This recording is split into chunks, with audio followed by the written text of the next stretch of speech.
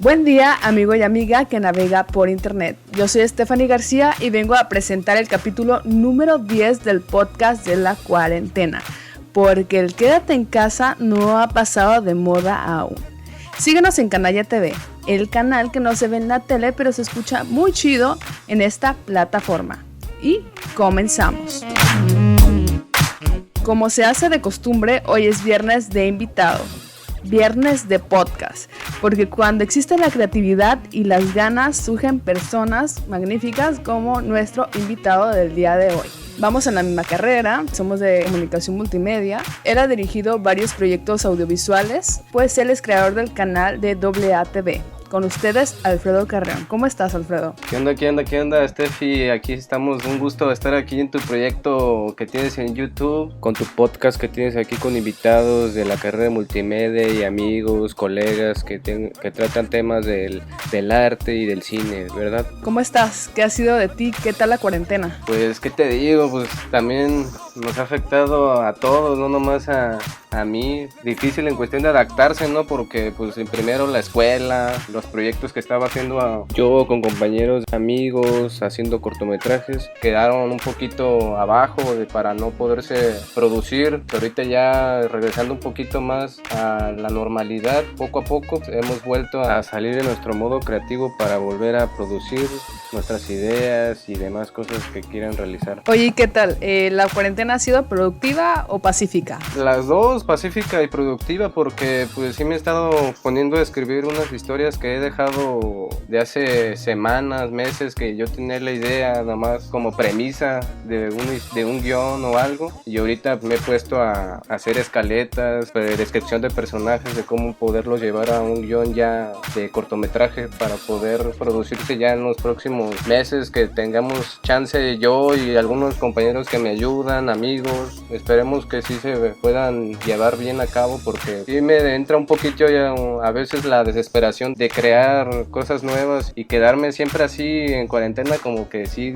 Y bueno, pues uno de los proyectos más recientes es el cortometraje de ellas. Cuéntanos cómo surgió la idea de crear o transmitir este mensaje al público. Pues el proyecto nació al principios de año, cuando estaba viendo en la universidad que las mujeres se empezaron un poquito más a expresar acerca de la violencia de género. Veía como que un poquito a los hombres pues muy dispersos en cuestión de qué decir acerca de eso, ¿no? Y yo pues dije, pues yo sabiendo cómo crear algo audiovisual y hacer saber a la gente de qué es lo que yo pienso acerca de eso, pues decidí hacer este proyecto que es Ellas, que es más que nada yo mostrar la realidad en la que estamos ahora mismo y no decir disparat de qué es la violencia de género, más que la cruda realidad que vivimos en México. Claro, yo he visto a personas cuando hacen las marchas, las mujeres, o cuando expresan su dolor, la gente se burla. O sea, vivimos en una sociedad tan machista que lo toman como un juego, o sea, no se lo toman en serio. Debemos de expresar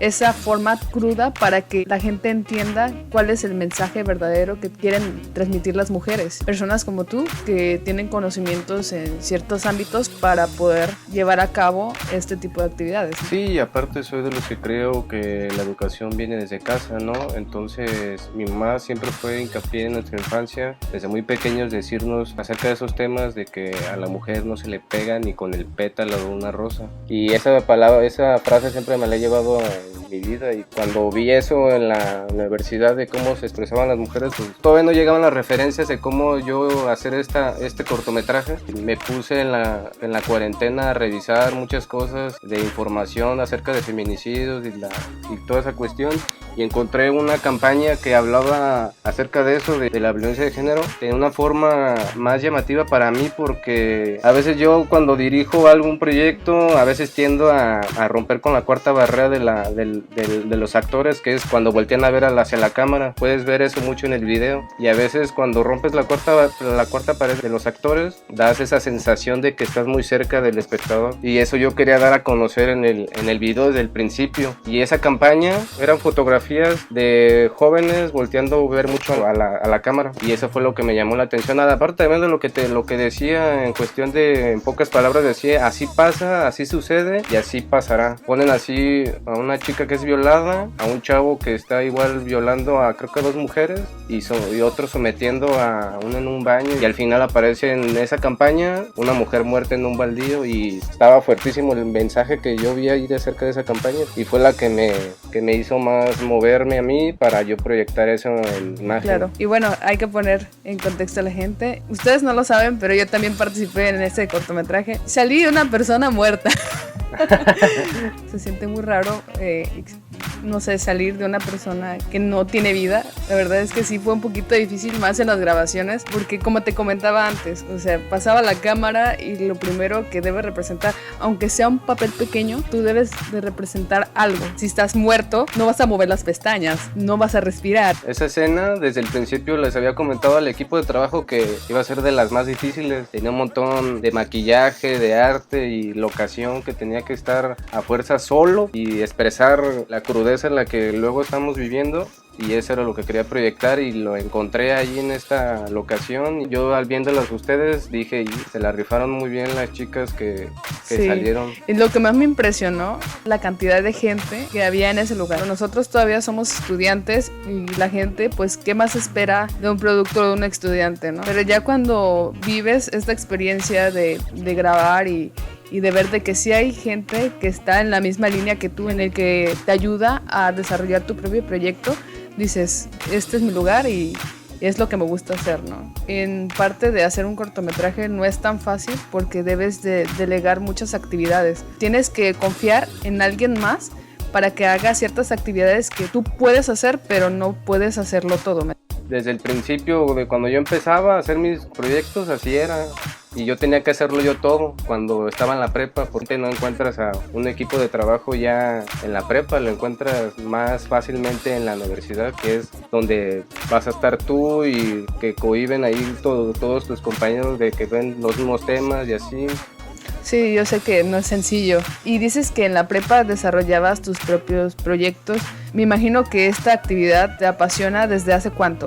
Nació, bueno, siempre en mi vida siempre ha estado presente el cine. Nació más en la prepa porque ahí a veces maestros nos empezaban a dejar proyectos audiovisuales del trabajo final, y ahí empezaba yo a hacer mis propios proyectos. O como a mí me gustaba dirigir más, empecé yo a aprender de edición, de fotografía, lo más básico que podría haber en internet, edición, música, en muchos aspectos que tienes que llevar a cabo en una producción de un cortometraje o película o lo que sea, publicidad, que sí está muy difícil que lo lleve uno mismo. Entonces, ¿a qué le atribuirías tu pasión al crear cortometrajes? ¿Al cine?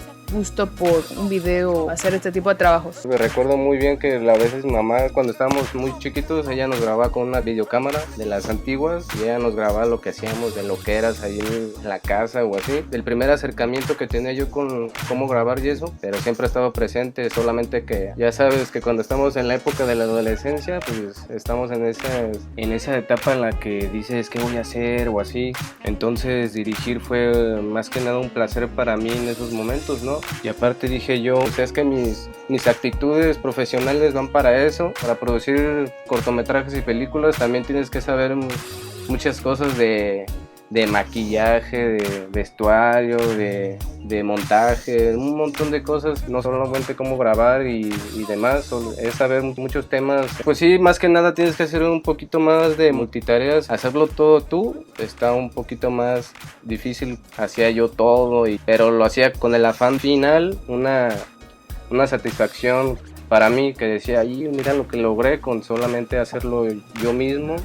Yo soy muy fan de un podcast en el cual mencionan 2 verdades que me han funcionado a mí. Todas las limitaciones hacen crecer tu creatividad. Por ejemplo, yo en mi caso, yo no tengo un micrófono súper carísimo, súper profesional, pero esta me ha ayudado a limpiar un audio. El audio que yo estoy grabando no me sale totalmente limpio porque no es un micrófono que tiene filtros, que me ayude como para realizar el podcast, pero es lo que me ayuda también a tener esa limitación para poder alimentar mi conocimiento sobre la edición de audio. También hay otra verdad, lo mencionan en el podcast que sigo, lo tenemos que hacer todo del modo punk. Cuando te apasiona funciona algo y tú quieres empezar un proyecto, es tratar de hacerlo todo tú mismo para poder ahora sí delegar todas esas actividades que necesitas, como distribuir a la gente. Por ejemplo, si tú haces todo desde la fotografía, grabas las escenas, haces los guiones, ¿qué más haces durante un cortometraje? Cuando estamos hablando ya de cuestiones de cine independiente, pues sí es un poquito más difícil la situación porque pues no tienes presupuesto que puede tener una gran película. Nosotros entre equipo nos podamos invertir en nuestros propios proyectos para llevarlos a cabo. Entonces pues sí es saber de muchos temas, de vestuario, maquillaje, que te tienes que meter un poquito más para saber qué decirles a las personas que vas a dirigir para hacer eso. Al principio a mí sí me costaba porque yo me enfatizaba más en algunas cuestiones de edición, de cómo grabar bien y así, pero ya cuando entran cuestiones más allá de que lleva el cine, que es el maquillaje, diseño y producción, pues sí es también meterse de lleno. Sí, sobre todo porque tú tienes la idea en tu cabeza y tú necesitas saber que esa persona te va a ayudar a reflejarla. Ajá, ¿no? así es. Oye, ¿y qué tan difícil ha sido escoger a tu equipo de trabajo? A lo mejor no tienes como alguien específico, pero sí tienes seleccionadas o ubicadas a ciertas personas que te pueden ayudar a hacer ciertas cosas. Cuando entré a la universidad, pues empecé a conocer gente que tenían temas de conversación iguales a los míos, pues que es acerca del cine. Entonces pues yo en algún momento les llegaba a platicar de las ideas que yo tenía y si en algún momento querían colaborar conmigo, pues hay que ponernos manos a la obra en algún futuro. En ese caso pues me han apoyado mucho compañeros, amigos de trabajo, de todo, han sabido colaborar conmigo. Te lo repito, pues eso siempre ha sido parte de mí, de yo saber motivarlos a ellos de alguna manera para que puedan sobresalir. Y esas son pues características de un buen líder, que se tiene que ser líder para ser un buen director. Me imagino que todos tus proyectos que has realizado, que son escolares, también te han encaminado a realizar proyectos en el que se te puedan pagar, ¿no? Pues en ese aspecto sí, trato yo de mandar mis proyectos a festivales, concursos, y pues hemos tenido la fortuna de que han sido seleccionados en algunos festivales de la República Mexicana. Entonces a veces hay premios económicos, pues a veces viene bien eso porque puedes ya con eso poder pensar en tu próximo proyecto para poderlo presupuestar en dado caso que se requiera. Te voy a hacer la pregunta que le hago a la mayoría de los invitados. ¿Tú qué querías ser de grande? Porque yo me imagino que tú no te imaginabas, mucho menos en grabar cortometrajes, porque de niños no te dicen, pues quiero ser doctor, quiero ser bombero, quiero ser maestro, quiero ser esto, bombero, astronauta. Pero pues nunca te dicen ciertas profesiones. Además de que en nuestra carrera hay nuevos puestos de trabajo que uno ni siquiera se imaginaba que ibas a hacer. ¿Tú qué querías ser de grande? No me imaginaba yo estar en el cine, pero desde la secundaria primera que yo estaba, que como uno de los temas que me gusta también hablar es el deporte, entonces yo quería estudiar periodismo deportivo, así como lo oyes. Siempre me ha gustado el deporte también, entonces yo veía los Juegos Olímpicos, los mundiales, y yo veía a los comentaristas estar ahí en las transmisiones desde Japón, desde Francia, en los mundiales, y siempre me gustó eso y fue donde nació eso más en la primaria y secundaria. Fue una de las primeras carreras que yo incursionar en el futuro, pero me gustó más esto y dije no, yo me veo más futuro en el cine, entonces... Ya había mencionado esto antes. Yo cuando estaba chiquita yo quería vender pozole como mi abuelita. De verdad, era algo que yo veía y decía, wow, es que le sale muy rico, yo quiero hacer eso. Y de repente también quiere ser maestra, de repente también quiere ser doctor, como todos. De repente yo le decía a mi mamá, yo quiero ser arquitecta porque quiero hacerte una casa. Pero en realidad no es algo que pues me apasionaba. Yo creo que como tú y yo y muchas personas a lo mejor que nos están escuchando, todos esos gustos o habilidades se van desarrollando durante toda tu carrera, desde la primaria, secundaria, como tú dices, de la prepa, que te empezó a interesar lo audiovisual, y mucho más cuando tú entras a una carrera en la que se ve todo eso y te enseñan muchas cosas que son complementarias, ¿no? Que al final terminas sabiéndolas y puedes desarrollar todo lo que tú quieras en cualquier ámbito. Bueno, de trabajo no nos vamos a quejar, ¿no? Porque yo creo que hay muchas áreas en las que nos podemos desarrollar. En el área de la multimedia, que es lo que estudiamos, ¿no? Pero en dado caso yo desde que yo entré, lo que tú estás diciendo de que son muchas cosas que aprender en esa carrera, desde el principio yo me di cuenta de eso, yo le veía el lado bueno de eso, cómo podría yo englobarlo yo con lo que yo iba a hacer en el futuro. Aunque no creas, las clases que tenemos como ejemplo código, pues lo puedes llevar a cabo también en una idea que tú tienes para un guión también, o sea, todo va englobado hacia el cine también en algunos casos. Entonces yo por ese lado yo veía eso, de verle la manera más viable de cómo yo esa información que estoy recibiendo acerca de los maestros me pueden ayudar a mí también, en dado caso, en eso, en el cine. Sí, yo creo que debes de saber mucho de cultura general para poder desarrollar una historia, ¿no? Como siempre, cuando también estás empezando la preproducción de una película o cortometraje, pues tienes que investigar también acerca de cómo llevar a cabo ese personaje, cuáles son sus gustos, cómo es. De alguna manera, todas las carreras que estén en la universidad ayudan a uno, a mí, en dado caso, de cómo yo poder proyectar ese personaje. Platícanos un poquito más de quién te inspira, qué es lo que te hace moverte, ¿no? ¿Qué es lo que te inspira a ti? ¿Qué es lo que te mueve a ti para desarrollar ciertos proyectos? Directores como David Fincher, Christopher Nolan, y hay otro director danés que se llama Nicolas Winding Refn, que me fijo mucho en cómo dirige a sus personajes. Entonces David Fincher es el director de La Red Social, de Fight Club, Seven, El Curioso Caso de Benjamin Button, y otro que es Christopher Nolan, que es el director de Interstellar, Inception, Memento y demás películas. Pues en ellos son los en los que me fijo más, ¿no? Con la forma de montar sus películas, en cómo dejan llevar su diseño de producción, su arte, su manera de proyectar sus películas, ¿no? Pero pues también ellos fueron influenciados por directores como Tarkovsky, Hitchcock, Stanley Kubrick y demás cineastas de la época, ¿no? Entonces, pues te podría decir un sinfín de películas que también me marcaron a mí, como películas como Náufrago, La Terminal, Contacto, Donnie Darko. Pero lo que sí te puedo decir es que las que me han volado la cabeza es Inception e Interestelar. Tiene temas que siempre a mí en la infancia también, que yo tengo recuerdos también acerca de temas del universo, de cómo es acerca de los viajes en el tiempo, teniendo como una premisa de los agujeros de gusano. Entonces esa película la tengo muy marcada en mí a lo largo de mi vida.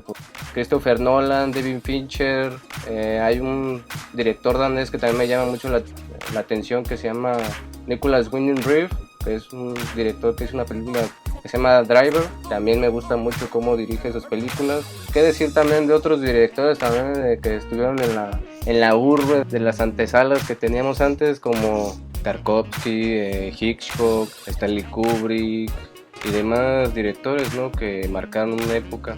Esos directores también, cuando los entrevistan, dicen que los inspiraron los que te acabo de decir, que es de Alfred Hitchcock, Tarantino, también los han inspirado a ellos en sus historias. Entonces, como ellos a mí me inspiraron, a ellos también los inspiraron los de antes también. Entonces es una bola de nieve. Me encanta como entre todos se echan flores, ¿no? Qué bonito. Sí, es lo bueno, es la parte bonita de cualquier profesión, que tengas como la capacidad de reconocer el trabajo de otras personas y seas capaz de decir y no atribuirte a todo, ¿no? Es decir, a mí me inspiró esta persona y estoy orgullosa de sentir que esta persona me inspira, ¿no? Así es, y también porque a veces a los cineastas también les ayuda en cuanto a referencias para llevar a cabo otro proyecto que quieran hacer. O sea, en dado caso, algunas películas también marcan a otras personas, no solo a mí, también puede marcarte a ti, a cualquiera que nos esté escuchando también. Y eso ayuda a veces como referencia también de llevar a cabo un proyecto. Y ya con toda esa combinación, ¿tienes algo en mente en la cual tú dices, no puedo realizarlo ya cuando tenga más experiencia? ¿Qué proyectos te gustaría hacer y para dónde vas? En mis proyectos son temas sociales, pero a mí siempre me ha gustado el drama psicológico. Y el drama psicológico lo intenté en mi primer proyecto que fue Espíritus. Ese fue el primero, entonces ahí hice un montón de cosas que dices, madre. Ese primer proyecto que hice, sí, le moví hasta que se hizo un despapalle de guión y de edición. Pero fue una bonita experiencia porque aparte, como te digo, ese es un tema de los que me gustaría yo enfocarme más, el drama psicológico, que últimamente he estado más en los temas sociales. Ese es uno de los géneros que me gustaría abordar ya en el futuro, que es el drama psicológico, porque aparte de que tengo un montón de películas que me han impactado también de drama psicológico, como Donnie Darko, las que te acabo de mencionar de Christopher Nolan, ese género sí me marca más. Yo creo que sí es más complicado porque son desarrollo de personajes, de ambientes, necesita más trabajo, más producción dentro de estos productos, ¿no? Así es, como sí, existen un montón de géneros aparte, saberlos llevar bien, como puede ser la comedia, el romanticismo, tienen su grado de complejidad. Si pues tú dices qué fácil se puede hacer una película de comedia, pero pues también tiene su complejidad, entonces abordar temas a veces, géneros en tus proyectos también cuesta en un cierto grado. Por ejemplo, ahorita la comedia ya es un poquito más difícil de llevar o de contar porque ahorita, bueno, la comedia se desvía ante muchas cosas, ¿no? Hay de diferentes colores, desde el blanco hasta el negro, ¿no? Un chiste o un sketch puede tocar las fibras sensibles de la gente, entonces ya no sabes qué le puede hacer reír a la gente, o tú lo marcas como chistoso, pero realmente a lo mejor no les va a dar risa. Y ahorita con tantos medios de comunicación es un poquito más difícil de seleccionar el tema, el género y qué es lo que se va a contar, cómo lo vas a sobrellevar, ¿no? Sí, de hecho, pues en ese aspecto me ha tocado muchas veces a mí cuando voy al cine o cuando hay una película del género de comedia, a algunos sí les cuesta reírse de lo que están viendo, pero yo me estoy riendo. No sé si te has pasado a ti en algunas películas que ves con otra persona, porque es un humor muy diferente. Puedes encontrar el humor negro, la sátira también. Son comedias que algunos no la entienden como nosotros la podemos imaginar o entender. Entonces, en esos casos, pues sí es difícil llevar a cabo otros géneros, aunque no lo creas.